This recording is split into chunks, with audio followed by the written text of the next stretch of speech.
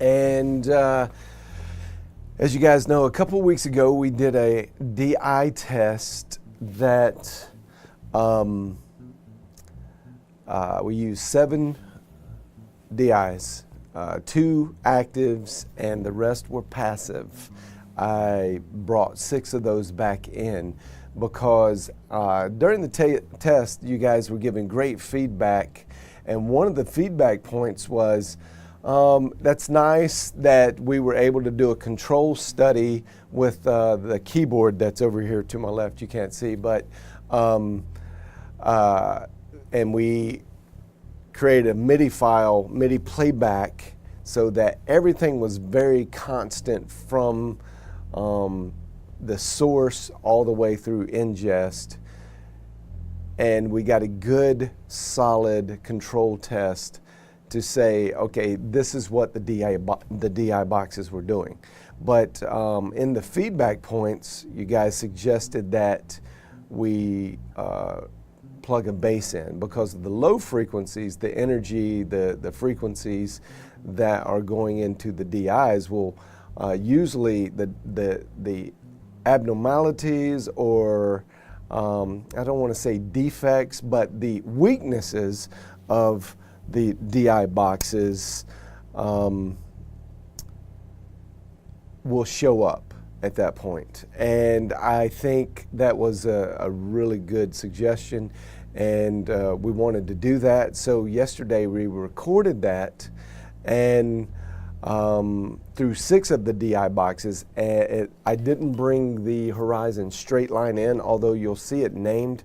So James, if you go to the desktop shot, you'll be able to see the names of them. When you see the Horizon straight line, that's actually the control test baseline.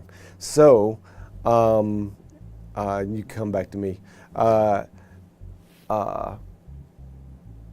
That was directly plugged into the RME UFX AD converter.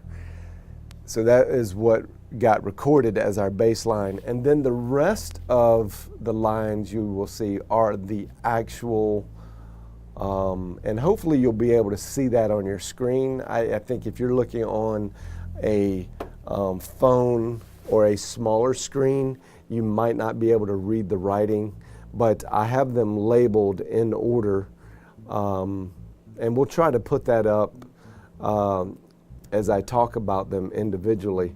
So right now I have it looping in the background, and here, I'll let you hear. I have to cut my mic off so you can hear it.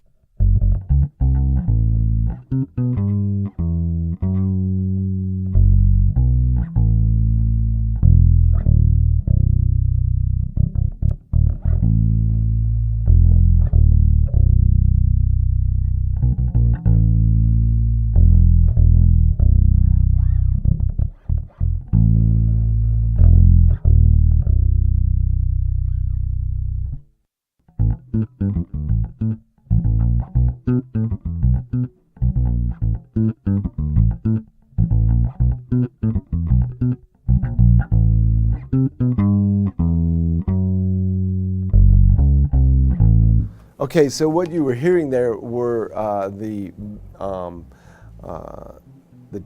one of the takes from the bass playing. Now, let's review a little bit of the difference of the process we had to go through. When you play a live instrument that's got to be played analog in real time by a human being, you're going to get a little bit of differences. Now, James Anderson, a professional bass player, came in yesterday and played those for me. He's very, very good, and he worked real hard to maintain as close to the velocity of each note. He played the exact same pass, exactly the same way through all those takes. We were on a click, so if I you know, you'll have the little bit of discrepancies of time, but really they're the same notes being played in the same time, and he worked hard to try to create the same approximate velocities.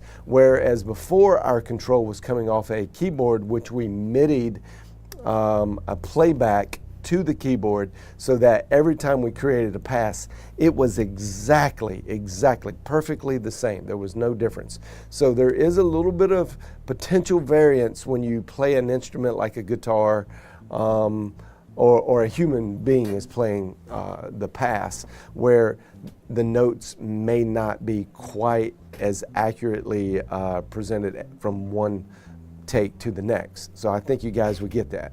I just wanted to state it maybe for new guys that are watching that are very interested in how to understand really the test and then what their DI box is doing. So I used 6 of the 7 that we had last time.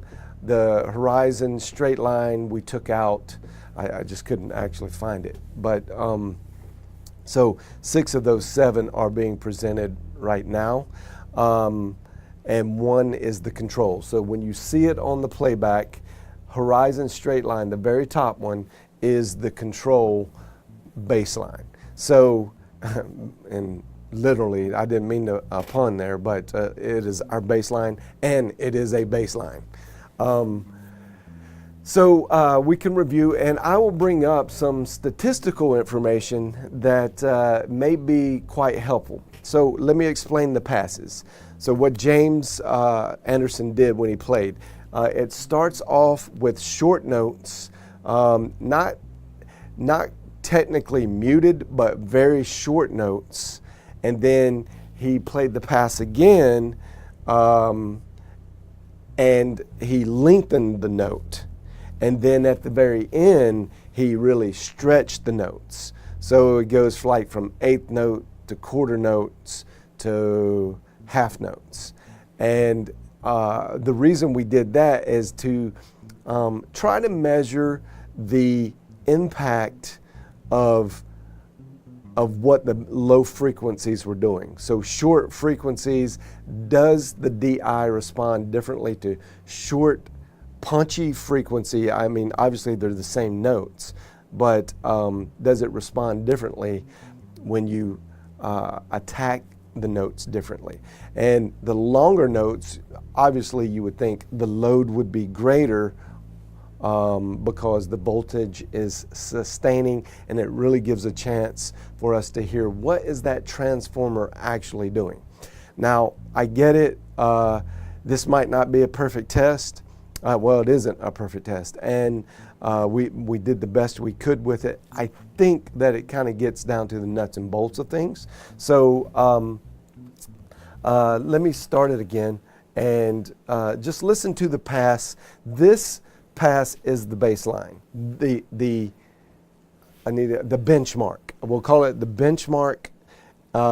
It's directly plugged into the AD converter, and then I'll go through as it's going through, and I'll begin to audition so you can hear which ones, and you'll be able to see me click on and click off the mute of which DIs they are, because they are labeled, and you'll be able to see that in the left hand side of your screen. So here we go. And once I cut my mic off, the bass line will actually present itself louder.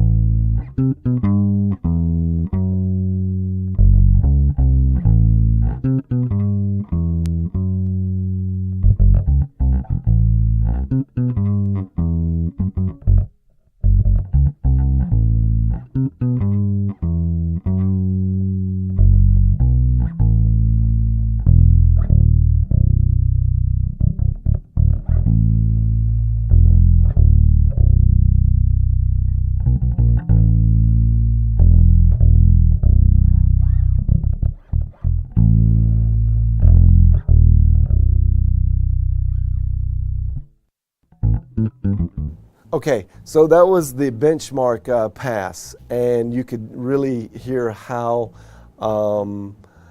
the bass line went. And now I will open up, and we'll go to the radial, the Pro DI. It's the green box. Let me see. This is the one that we used, And James, you can put up the 2x shot if you want. So this is what we're going to listen to is the Radial Pro D2, which there's really no difference between the Pro D1 and the Pro D2 other than the amount of inputs.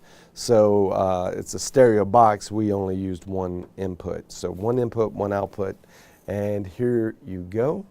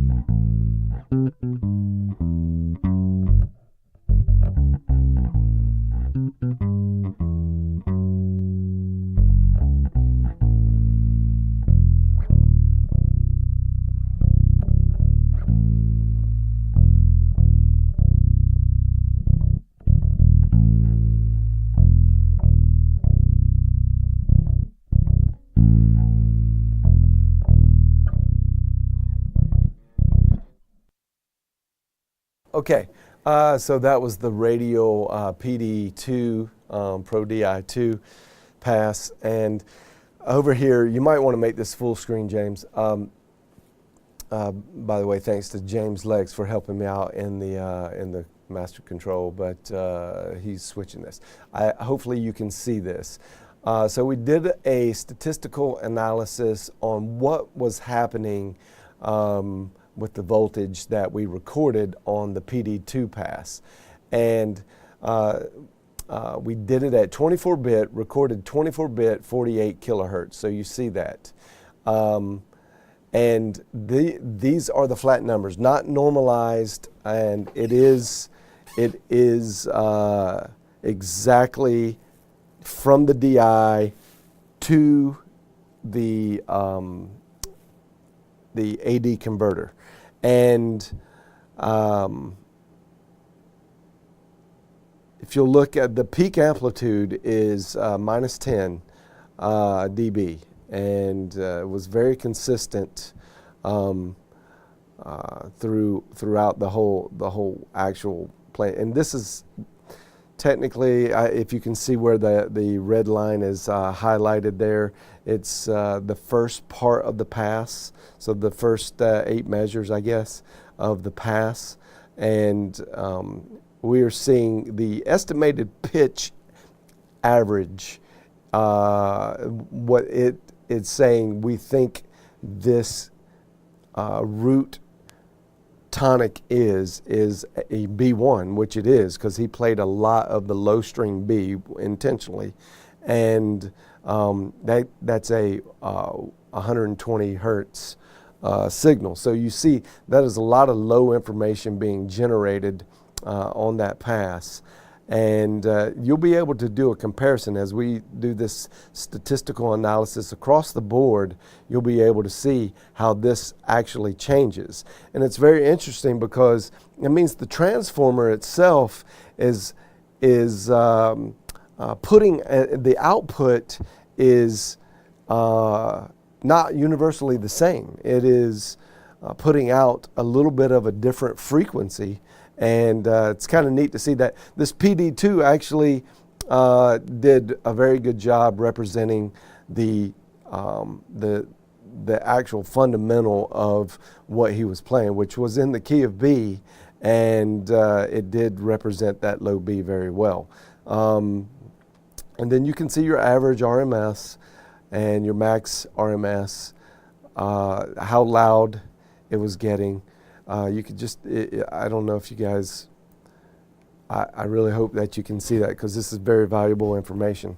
And I don't want to get too lost in dissecting the information, other than these are comparisons. Now, the one key thing that I will say is you're looking at the Radial Pro DI2, and remember the estimated pitch number, and remember the max RMS number, which is minus 19.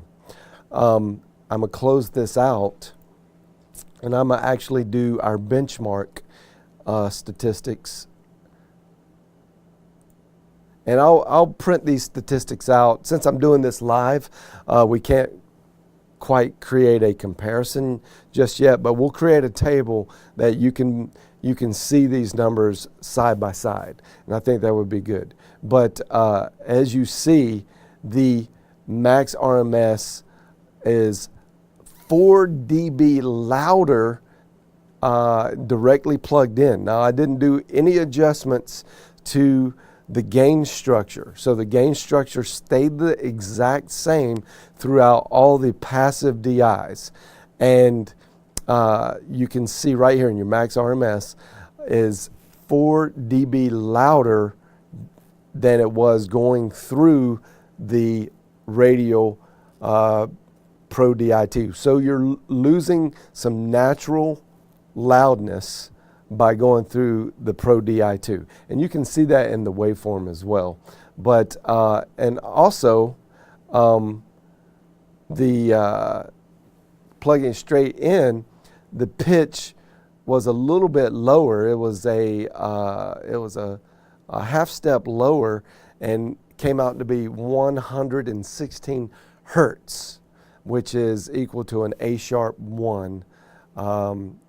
Which is actually a half step below what the radio PD2. Now, I just happen to know that we were playing in the key of B. Or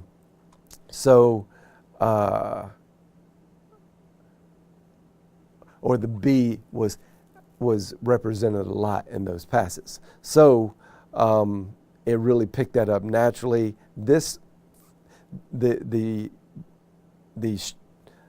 benchmark test showed a more natural proclivity to the half step down, the 116 hertz frequency. So a take away from the Radio Pro Di2 is going to take away, in this case, 4 dB right from the box. So you know you're going to have to add 4 dB by plugging that Radio Pro Di2 in.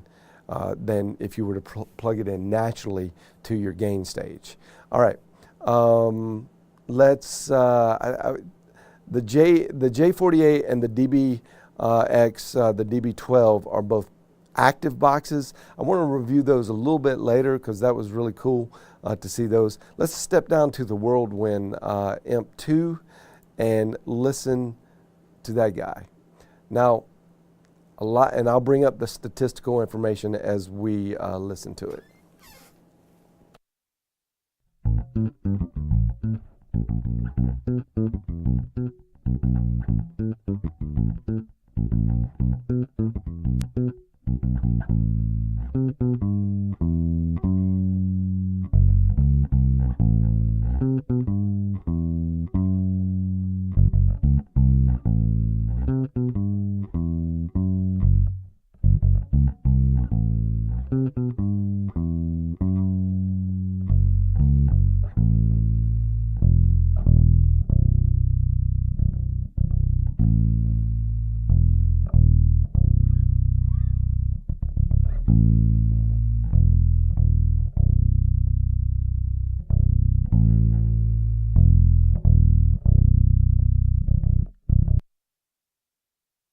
All right, now remember, we're getting relative information here, and we're basing it off a benchmark, which is the top one. We've reviewed the Radio Pro Di2. Now we're on the Whirlwind IMP2, and the statistical information that we are directly and relatively comparing.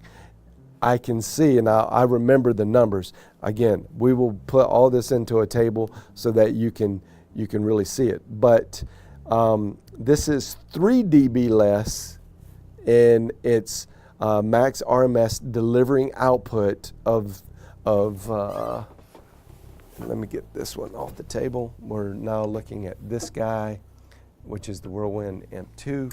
We've already done that guy, and let's see. So you can see that. All right, this is the one we're listening to now and talking about. Now I know my baseline was minus 15 RMS, and that means when I plug the guitar into the Whirlwind Imp 2, I'm at minus 18, so that's a net loss of 3 dB. And and also I like this estimated pitch stat because it seems to change. The output is giving a little bit. It's really estimating what is the fundamental frequency that it's overall listening to. And the fundamental is kind of the key that you're playing in. It does see it as a B, which is correct, and it's at 123 hertz as opposed to the benchmark says it's at 116 hertz. That was directly plugged in, and the PD2, the Pro Di2 from Radial, was at 120. So about 3 cents off in between the Radial and the Whirlwind here. They're all very close, but I find it very interesting to see how many cycles it's actually picking up as its average. And it sees its root or its fundamental pitch being 123 hertz in the Whirlwind. And again, I know you can't see it visually, but in comparison to the Radial's 120, and the benchmark is 116. And I'll keep saying this over and over. Maybe it'll try to, you guys will hopefully remember it. But for those that don't tune in right now, I need to keep repeating that because it'll be kind of hard to understand if you tune in like 2 minutes and I'm talking about something different. But the net takeaway here is the Whirlwind gives you, it's very, very close to the Radial Pro Di2. You get an extra dB of loudness between the Whirlwind and the Radial. The Whirlwind is an extra dB louder, and its root frequency is basically 3.5 cents higher, so 123 hertz, where the Radial was 120. All right, we'll move on, and I'll let you listen to, while I get these stats ready, let's listen to the live wire.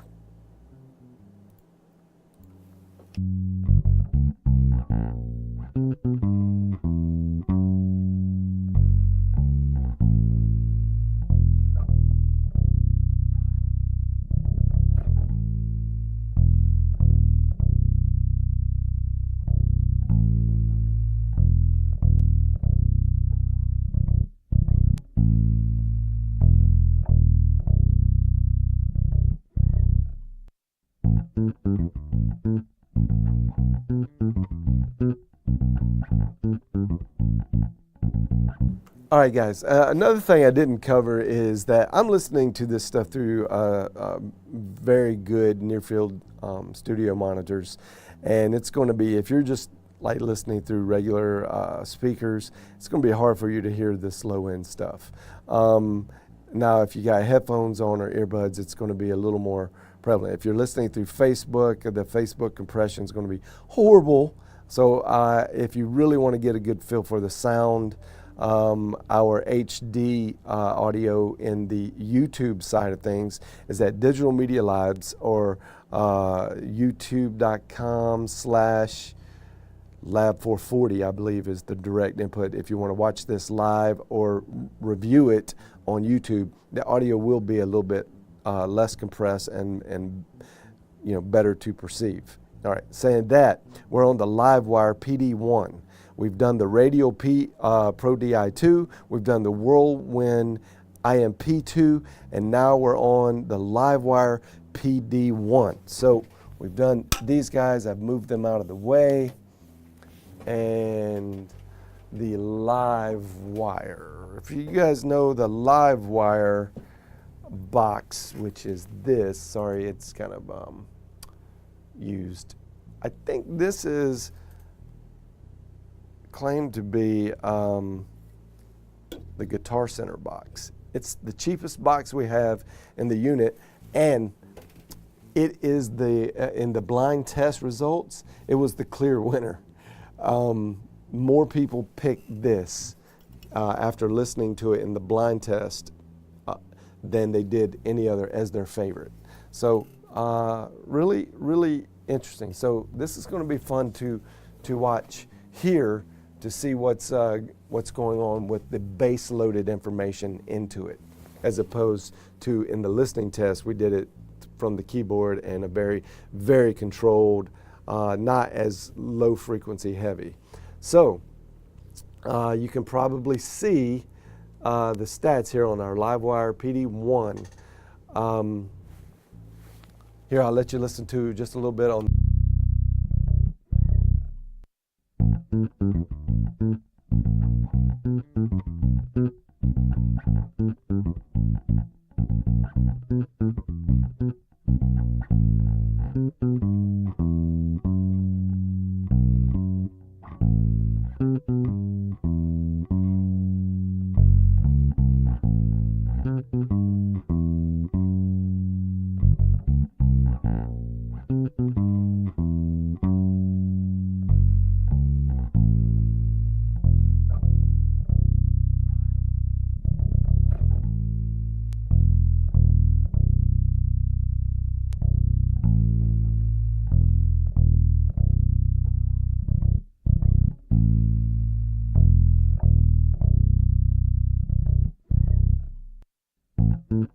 Okay, and I've only listened to these a few times, so I don't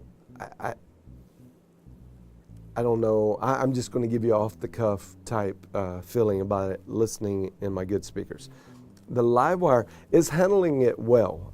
You can see in the estimated pitch in our statistical outlook is at a C2. That's a lot higher than the benchmark at 116, and definitely a lot higher than the radio and the Whirlwind we're putting it. So the root frequency it's hearing and putting out is at 132 hertz. The max RMS on this is at -19, which is almost exactly identical to the radio Pro Di2, and so we'll call that a wash. It's very similar in its output level. The Whirlwind was a dB hotter, so almost negligible. You really won't be able to hear that with your ear, and the baseline plugged directly in was 4 dB hotter than the Livewire. So you're losing 4 dB by using the Livewire. Not a big deal. I mean, you just make that up on your gain stage. But just so you know what it's actually doing, then that gives you a good idea. So the most compelling figure here is how much difference the estimated pitch is at 132 hertz. And again, I compare that, that's 11 to 13 to even 17 hertz higher. So what that tells me, and I can hear this with my ear on these speakers, is that the Livewire, when you're producing the longer loaded B, which is 120, it doesn't handle it as good. So it's picking up some of the higher harmonic of that particular root frequency, which is supposed to be right at 120, which is called the B1. So when you hit C, it changes, it gets into the next octave up. And I could hear that. It felt more compressed on those long, low notes. It did, and again, this is the box. I remind you that in the blind test, from the keyboard perspective, the test we did from the keyboard, everyone picked well, not everyone, but a large majority of the voters picked this live PD1 to be their favorite out of all of them. Now remember that this was a relative test, hard to tell, but it just, to most ears, it felt like it was the cleanest. And I don't know how to even dissect that information as far as was there some kind of abnormal psychological thing going on in hearing after listening, because I think it was number 5 in the list of 7. And what was why did everybody pick the cheapest DI to be their favorite in that particular test? But I will tell you, when we lay this out later in a linear way for you to listen to edited, that you probably won't pick this one because it just feels more compressed, and the low growl of the bass information just isn't as full. So I will say that I was with you. I like this box in the blind test. I picked it as one of my favorites too, and it just doesn't perform nearly as well as maybe one of my least favorites, which was the Radial PD, the Pro DI side, was one of my least favorites in the original test, but it outperformed this guy in the bass test, in my opinion, just listening to it here. All right, let's move on to the Pile. And I will just go ahead and preemptively tell you that the Pile did a horrible job on bass. And I'm going to play that for you. Cut my mic off. Here we go.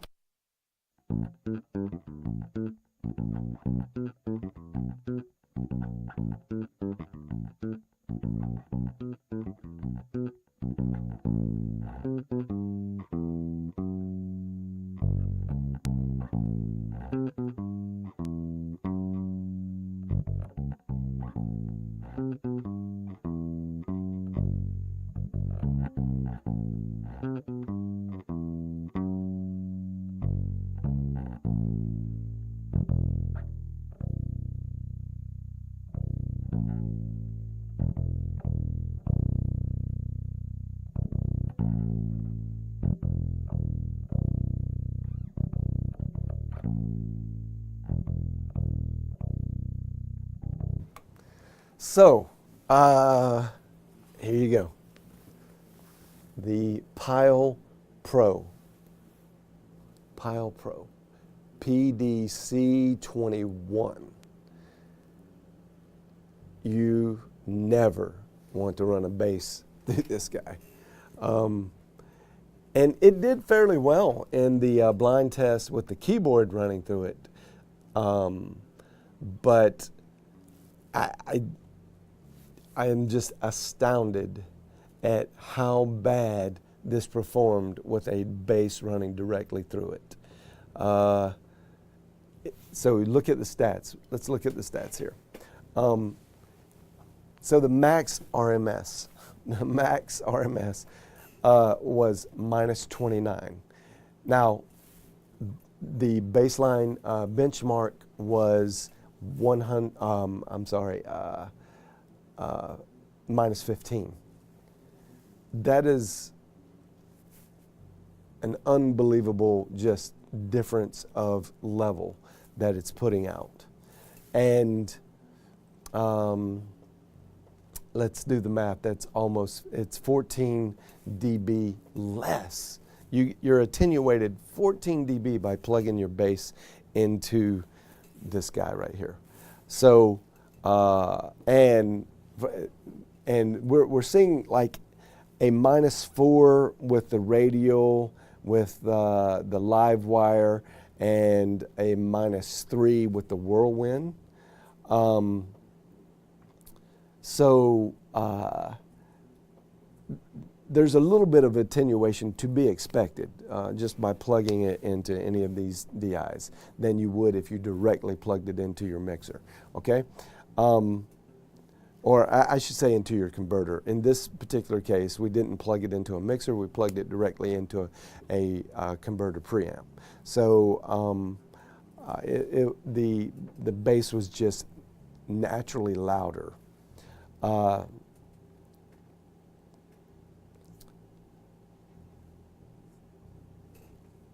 So I'm looking through the estimated pitch, which is one of the most fascinating lines to me. It sees it as a D3, which is almost 300 hertz, 298 hertz. Now for a bass, that's up in the mid-range level. So you're not really hearing any of the low frequency or the bass level. And I can't believe it, how much difference the Pile Pro presented in this particular test. So I'll review if you're just tuning in. The estimated pitch for the Pile Pro is at 298 hertz, where it should be at 120. So the radio shows 120 hertz. Directly plugged in without a DI, it was at 116 hertz, and the Whirlwind was at a 123, and the live wire was at a 132, which I thought was a little bit off there. But when you see you're not getting any low information and its estimated pitch level is 298, you're just not receiving any low information. So it does a horrible job converting the bass signal into, you're just not getting any natural sound of the bass. You'd lose all bass. All right, so, and now that was it for the passives. Let's move to the active real quick. And I love the way that these guys sound. So I'll go to the J48.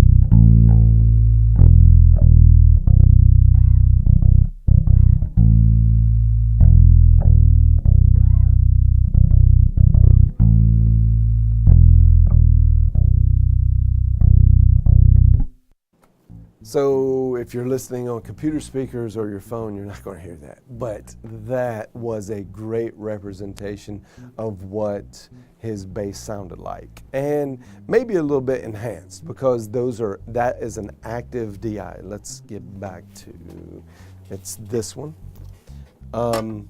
It's the J48, Radial J48. And an active DI, you have to feed it phantom power. We won't get into the electronics right now. Just understand that you're feeding it power, and the transformers are built and based on being more of an amplifier. So that's why the signal is actually going to be hotter. It's not passive, it's an active output, and it does a great job on the input side of really hearing all the bass level, and then transparently, kind of transparently pushing it out through the output. You're getting the Jensen transformers, I think I'm right on this, but I could be wrong. You guys could chime in. But the J48 is just simply a Jensen phantom powered transformer inside. So the J48.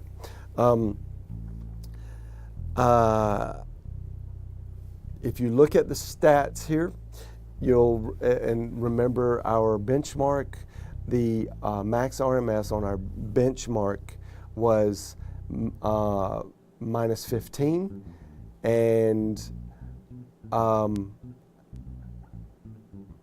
I did, and one thing, so that skewed a little bit of the active side of things. So you can't really compare the actives to the passives. The passives were all relative, and now we just look at the actives together because they are going to have an extremely hotter output. So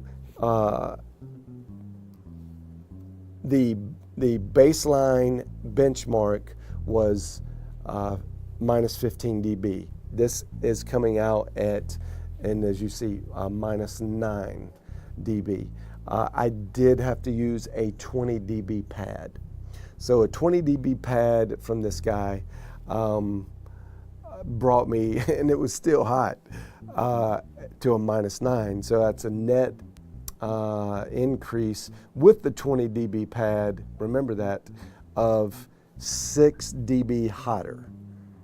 So with the 20 dB pad, I was 6 dB hotter by using this guy. Bass in, out, into the converter, all right?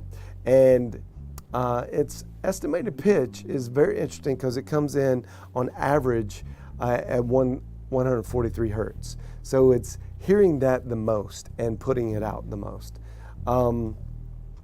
which is a little bit higher than I would have thought. But when you hear it, now naturally it's louder, so it sounds, but I can tell you, the sound of it, it sounds like a real bass. So I don't feel like I'm losing anything over the initial. Now when I normalize all these and get them to the same minus 1 overall level, then that'll be our telltale sign for our ears to really hear if anything else is going on. But I feel like there wasn't that much sonic difference between the benchmark and the J48. It sounded very natural, although the benchmark was at 116 hertz estimated pitch. So this is at 143. All right, let's move to the DBX DB12, which is our last DI box, and it is also an active direct box. So here you go.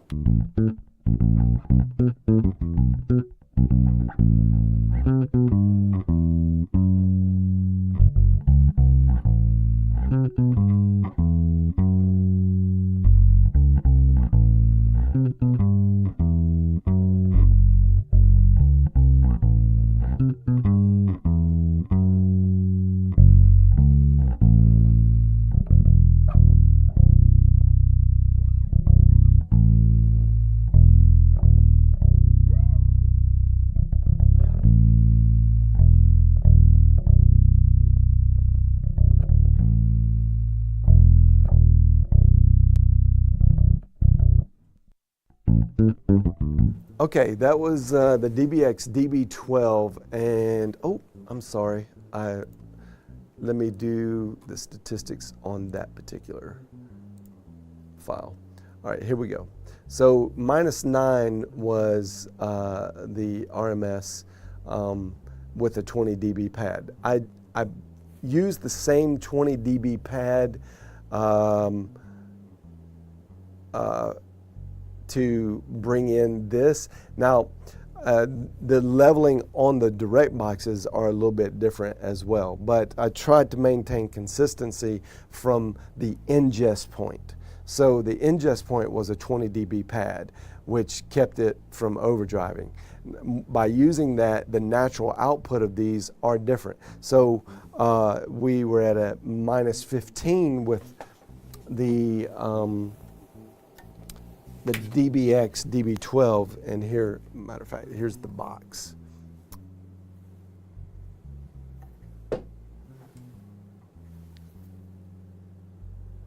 So the way the outputs worked, or the inputs worked on this box were slightly different in, so we kept them at their natural place and did a 20 dB cut on the converter side, so that it would seemingly be fairly equal. This was not quite as hot as the J48. So the DB12 did a great job. I think that it did a good representation, but it was just a little bit quieter than its rival on the radial J48 side. Let me do this here. And let's look at the statistics. So we talked about the max RMS, which is an average. And you see there, I probably should have been talking about the AES 17 side, but I used the max RMS all channel side, which is a single channel. Minus 15, that is very close to our benchmark, which was minus 15. And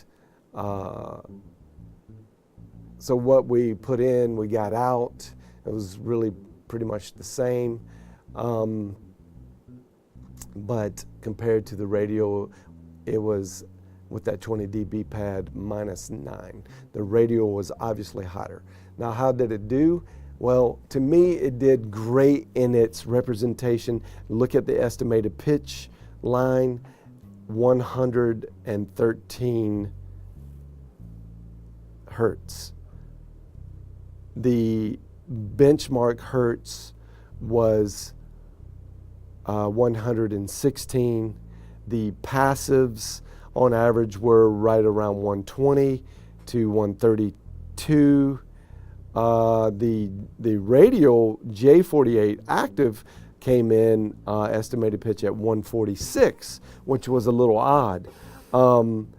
So if you take that statistic to heart, and the relative meaning of that is that the DB12 is actually responding better to the lower frequency, and that's quite a drop from 146 to 113. So in based on these numbers, and I'm seeing these numbers really for the first time with you. I wanted to do it kind of live, and we'll do a more edited version, very short version of this with the tables included so that you can see. But I think that based on the information and these that I have, I know there are other DIs out there, and you guys are gonna probably chide me a little bit for not putting, but it's what I got, guys. So, and I think this is a good representation, at least in the house of worship, of what most people buy. It's kind of that price range. There are no boutiques DIs here in this test, and I know there are a few others that might cost just a little bit more and be a little better. But this is kind of the average of what most house of worship guys will find, at least in their budget range or what they already have. So on bass, I advocate for an active box no matter what, but it seems like the DBX DB12 did the better job out of all of these that we've presented in really handling the big low end frequencies. And we were shoving that low B, which is the 120 hertz root frequency, this guy did, to me, the best representation of what that should sound like. And I wouldn't have a problem using this in the studio at all, putting it on recordings, commercial recordings, and but for live, definitely. You can hear that the J48 and the DB12 just represent the bass tone so well. So that's my analysis in this live perspective. Go with an active DI for bass. It just does a much better job. If you're going to use a passive, then I really liked the performance of the Radial Pro Di2, which we do have a lot of in our toolkit. And oddly enough, the very cheap one, the very, very cheapest one, the Live Wire, will suffice in a pinch. I wouldn't necessarily recommend if you had choices, but if you don't, and you definitely would not use the Pile Pro, you could get by with the Livewire, which for 30 bucks, good representation, and you'll have to tweak the EQ just a little bit, and it will sound slightly more compressed than it would if you were using an active box, but it's not bad, and very equal to the Radio Pro D DI series, which will save you about 70 bucks. So I think, and you can be the judge when we put it up, we'll put each in a linear way for you to listen to, and we'll tell you which one is which.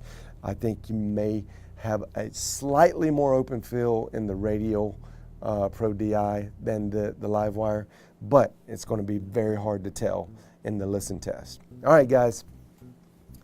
I hope this was helpful, and your comments on the last one were very helpful to me, and I love doing tests like this. It's time consuming. I don't have a ton of time to do it. I'm just kind of doing this on my lunch break today.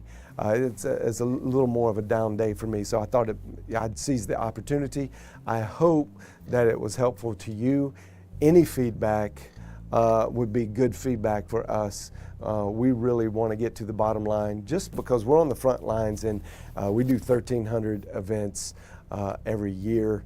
We're using a lot of these boxes in different scenarios and situations. So doing this is self-benefiting, but I hope that you can benefit from it and maybe take out some of the